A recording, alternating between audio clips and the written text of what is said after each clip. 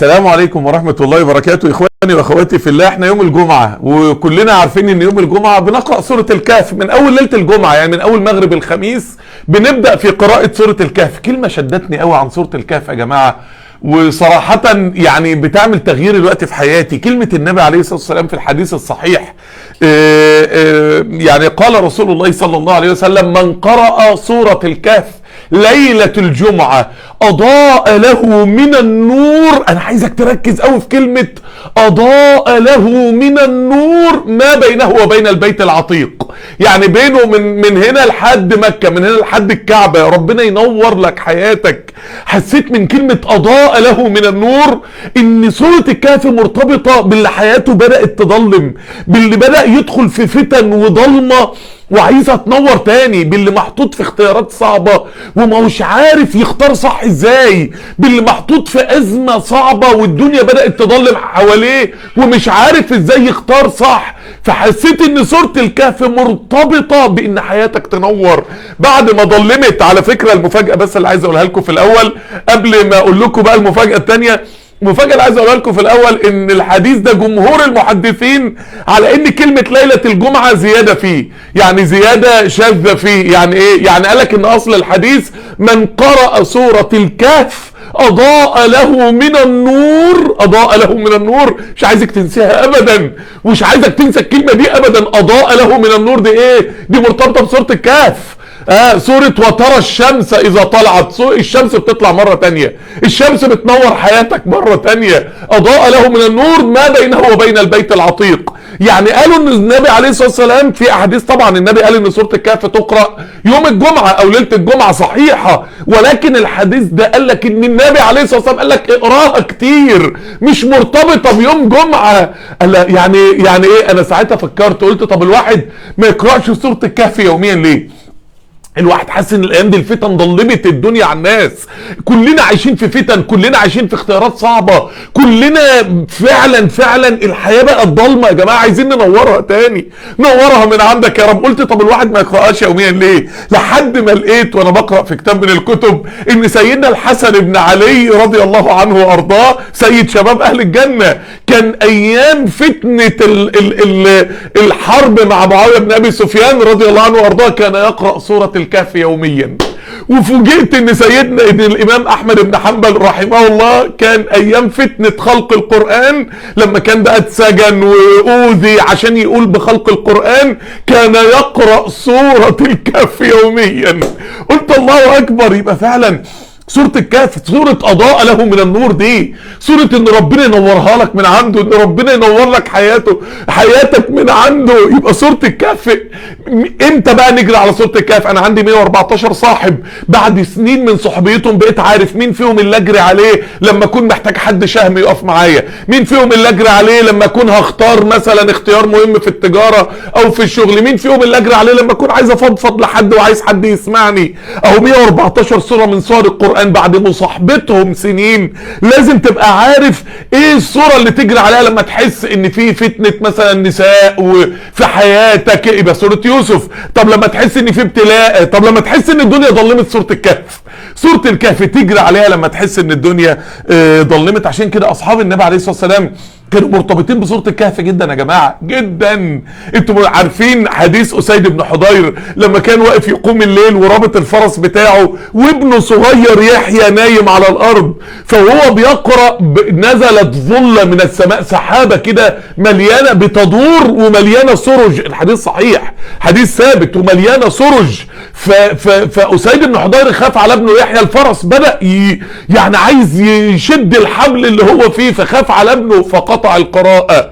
فذهب للنبي عليه الصلاة والسلام قال له اقرأ ابن حضير، اوعى تكون بطلت قراية. تلك السكينة، الملائكة نزل بالسكينة، تنزلت مع القرآن او تنزلت عند القرآن. يلي عندك توتر، يلي قلبك مليان خوف ووهم ورعب من بكرة، يلي عندك اكتئاب وجواك بركان بيغلي من مشاعر السلبية، عايزين السكينة تتنزل. تلك السكينة تنزلت عند القرآن. افتحوا المصحف واقروا كتير والسكينة تتنزل تاني. الشاهد بقى من القصة الصحيحة دي ان اسيد بن حضير كان بيقرأ سورة ايه؟ كان يقرأ سورة الكهف. يعني الصحابة يعني السكينة تنزلت عند قراءة سورة الكهف، يبقى أضاء له من النور وتلك السكينة تنزلت. الاتنين دول مرتبطين بسورة الكهف كمان. طيب والكمان الحديث الثالث عباد بن بشر، لما النبي عليه الصلاه والسلام كان راجع من غزوه والصحابه عايزين يناموا بقى قبل الفجر، فخلى عباد بن بشر يحرس الجيش. عباد بن بشر وقف يصلي قيام ليل، فجي واحد من المشركين قعد يضربه بالسهام ولدرجه ان بدا خلاص هيموت. ففي الاخر عباد بن بشر صح عمار بن ياسر عشان لو هيموت حد يقوم يحرس الجيش. عمار بن ياسر اول ما شاف منظر الدم مالي جسم عباد بن بشر يعني فزع، قال لما لم توقظني؟ الدم ده كله انت قاعد تستحمل السهام دي وجسمك بقى كله دم، انت قال عباد بن بشر قال لولا ثغر امنني عليه رسول الله، ان انا واقف على ثغر من ثغور نصر الدين الله، ده امانه في رقبتي، ثغرك جنتك ونارك، لولا ثغر امنني عليه رسول الله لانقطاع روحي احب الي. فاكرين كلمه يوسف رب السجن احب الي؟ لا السجن بقى حبيب لقلبه عشان مع الله، هنا الموت بقى حبيب لقلبه عشان صورة من صور القرآن كان بيصلي بيها. ولولا ثغر امنني عليه رسول الله ان يضيع لانقطاع روحي احب الي من ان اقطع هذه الصورة. اموت بس مش قادر، انا بحب الصورة دي اكتر من روحي، بحب الصورة دي اكتر من حياتي، انا مرتبط ارتباط نفسي وقلبي وروحي ومعنوي بهذه الصورة ارتباط اغلى من حياتي. ايه الصورة دي يا عباد يا ابن بشر؟ صورة الكهف. سورة الكهف يا جماعة، عباد بن بشر بيقول لك اموت بس ما وقفش قراءة سورة الكهف. وسيد بن حضير واقف يصلي قيام ليل بسورة الكهف، تنزلت الملائكة. الحسن بن علي كان بيقرأها يوميا ايام الفتنة مع سيدنا معاوية بن ابي سفيان. الامام احمد ايام فتنة خلق القرآن كان يقرأها يوميا. يبقى هو ده النص اللي انا جاي لكم بيه النهارده، النص اللي هو من قرأ سورة الكهف ليلة الجمعة أضاء. الحديث طبعا الألباني حسنه رحمه الله، وجمهور المحدثين على ان الحديث يعني في رواية ابي سعيد الخدري يرفع الى النبي صلى الله عليه وسلم، لان هذا ليس مما يقال بالرأي.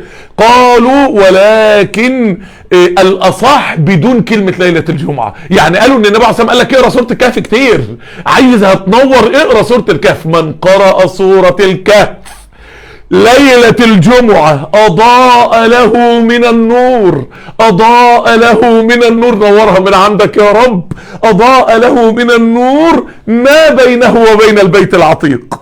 يبقى المقطع ده رسالة لكل واحد ولكل واحدة حسوا ان حياتهم بتضلم، عايزين حياتكم تنور، ارتبطوا بسورة الكهف، ارتبط بيها. النهارده يوم الجمعه طبعا قوم اقراها، يعني ما تنساش قرايتها يوم الجمعه ابدا او ليله الجمعه، من اول مغرب الخميس، من اول ما المغرب يدن يوم الخميس خلاص دخلنا في ليله الجمعه. اقرأوا هذه السورة العظيمة ونوروا حياتكم بيها دايما. هي سورة جميلة قوي وبتتكلم عن اسباب النور في الحياة، هي كلها اسباب نور من اولها. الحمد لله الذي انزل على عبده الكتاب القرآن، اول آية فيها اعظم سبب للنور اللي هو القرآن، اخر آية فيها فمن كان يرجو لقاء ربه فليعمل عملا صالحا ولا يشرك بعبادة ربه احدا، الاخلاص ولا يشرك. فبدأت بأعظم نور وهو القرآن وانتهت بأعظم نور وهو الإخلاص. هتدخلي بقى في قصة أصحاب الكهف هتلاقي نور جبار وهو صحبة الهمة، الصحبة الصالحة. عايزة حياتك تنور ارتبطي بصحبة صالحة، بصحبة همة زي أصحاب الكهف. بعد كده هتلاقي قصة صاحب الجنتين، هتلاقي نور رهيب في القصة. ايه هو النور؟ الدعوة إلى الله. لما هتشتغل في الدعوة إلى الله حياتك هتنور، والله العظيم ما في حاجة ربنا بينور حياتنا بيها قد الدعوة الى الله. انا لما بغسل طبق اكتر ايد بتنضف ايدي، انا لما بتكلم كلام النور في الدعوة الى الله اول قلب بينور قلبي ربنا. بعد كده هتلاقي قصة موسى والخضر، النور العظيم اللي فيها نور طلب العلم ونور معرفة الله، لان العلم اللي كان بيتلقاه موسى عن الخضر معرفة الله والاسماء الحسنى وسماع الاسماء الحسنى والسماع عن الله سبحانه وتعالى. بعد كده قصة ذو القرنين مليانة انوار، من ضمنها نور ان الجهاد في سبيل الله. الانسان لما بيشيل هم الدين وهم نصرة الدين، اول جايزة ربنا بيديها له في قلبه ونفسيته ان ربنا بيشيل من جواه شيل هم الدنيا. من جعل همه هو الله كفاه الله هم كل شيء. يبقى اعظم علاج للاكتئاب والتوتر العمل لدين الله وحمل هم الاسلام، لانه بيخرجك من همومك. اصلا السوره مليانه انوار. كانت لهم جنات الفردوس نزلا. الفردوس الاعلى لم تذكر في القران الا مرتين، مره في سوره الكهف ومره في اول سوره المؤمنون. يبقى من اعظم اسباب النور علو الهمه، ان انا مش عايز اي حاجه، انا عندي اهداف عاليه في الدين، انا مش هرضى باي هدف ابدا، انا منشن على اعلى حاجه. علو الهمه في الدين وعلو الافق في الدين من اسباب ان ربنا ينورها لك. السوره كلها اسباب نور. كنت عايز اكلمكم عن فكره كمان مهمه جدا في سوره الكهف، وهي النجاة في سورة الكهف من الفتن. وقد ايه سورة الكهف كلها ابطال نجاة من الفتن. كل سورة الكهف عبارة عن ابطال نجوا من الفتن، سواء الاربع قصص بتوعها وما بين القصص، ولكن دي هتبقى مقطع تاني بقى باذن الله. اللي انا عايز اقوله لكم في الاخر ان سورة الكهف ربنا بينجي بيها من اعظم فتنة في تاريخ البشرية كلها. ايه اعظم واخطر واصعب واشد فتنة في تاريخ البشرية؟ المسيح الدجال. طب الرسول صلى الله عليه وسلم يقول من قرأ اول 10 آيات من سورة الكهف حفظه الله من فتنة الدجال، وقال فمن أدركه الدجال فليقرأ عليه فواتح الكهف. يعني سورة الكهف دي 10 آيات بس يتحفظوا من أولها، ربنا ينجيكي بيهم من أعظم فتنة في تاريخ البشرية. أمال بقى اللي يحفظ القرآن يا جماعة؟ أمال اللي يحفظ السورة كلها؟ أمال اللي يحفظ أمال اللي يحفظ بقى شيء من القرآن في صدره يبقى عند ربنا إيه؟ عشان كده أنا حاطط لكم مع عنوان المقطع اللينك بتاع المسابقة العالمية لحفظ القرآن، اللي هي فيها مستوى حفظ القرآن كله ونص القرآن وربع القرآن والمفصل، ومستوى حفظ ال 29 وال 30 بس، ومستوى حفظ جزء عامة بس. وفيها مسابقة للرجال منفصلة عن مسابقة للنساء منفصلة عن مسابقة للأطفال في المستويات كلها. ما ادخل حتى في الجزء ال30، احفظ حتى الجزء ال30. ابدأ احفظ القرآن هينور حياتنا والله يا جماعة. يا اخوانا ما تنسوش كلمة النبي عليه الصلاة والسلام لأسيد بن حضير: اقرأ ابن حضير، اقرأ، اوعى تبطل قراءة القرآن. تلك السكينة تنزلت عند القرآن. يا أمة محمد في الزمن اللي نزعت فيه السكينة ورفعت فيه السكينة، عايزين السكينة ترجع تاني، عايزين أضاء له من النور، عايزينها تنور تاني. ارتبطوا بكتاب الله. يلا قوموا الوقت بقى اقرأوا سورة الكهف. ويا سلام لو بالليل بقى كمان بدأنا نقوم الليل بسورة الكهف، وبدأنا يعني زي ما في كده جروبات بتتعمل لقراءة سورة البقرة يوميا عشان اخذوها بركة. ليه ما نعملش جروبات لقراءة سورة الكهف يوميا؟ ليه ما نقراهاش يوميا؟ ليه ما تقريهاش يوميا؟